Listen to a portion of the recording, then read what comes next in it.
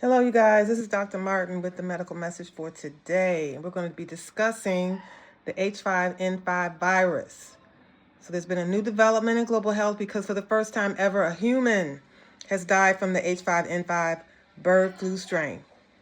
Case was confirmed in Washington State, and it marks the first known infection of its kind anywhere in the world. So let's talk about what happened. What H5N5 actually is and whether this is something you need to worry about. So first of all, H5N5 virus is related to the H5N1 virus, a subtype of the avian influenza, better known as bird flu. So that strain causes occasional human infections, and it has been for many years, but H5N5, this one has mostly stayed in the birds until now. It spreads mainly among wild waterfowl and domestic poultry, and for the most part, humans simply don't come into contact with it. However, we do have a case that has been reported out of Washington State. It happened in Grays Harbor County, Washington. And so health officials says the patient was older adult, they had some underlying health conditions, and they lived on a property with a backyard flock of domestic birds.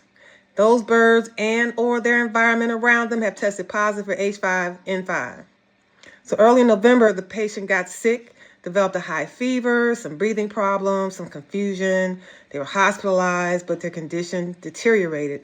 And despite treatment, they have passed away. So this is the very first time H5N5 has ever been confirmed in a human. So how serious is this? Right now, no evidence that H5N5 spreads from person to person. I repeat, no evidence that it's being spread person to person. However, everything we know suggests this was an animal to human spillover, meaning the virus jumped directly from an infected bird to a single individual. Because of that, health officials say the risk to the general public remains quite low. But anytime a bird flu virus infects a human, it's time to pay very close attention. So what we don't know, still a lot we don't know. We don't know whether they're mild or undetected cases that we just don't know about. We don't know how easily this virus can infect people. And we don't know whether the virus may change or adapt in the future, just like viruses always do. So that's why health agencies are now monitoring this situation more closely.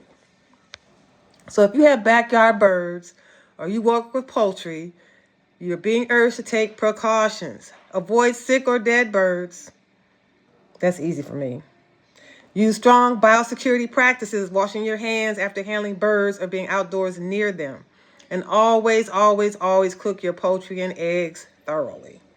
For most people, the everyday risk remains extremely low, but basic hygiene goes a long way, you guys.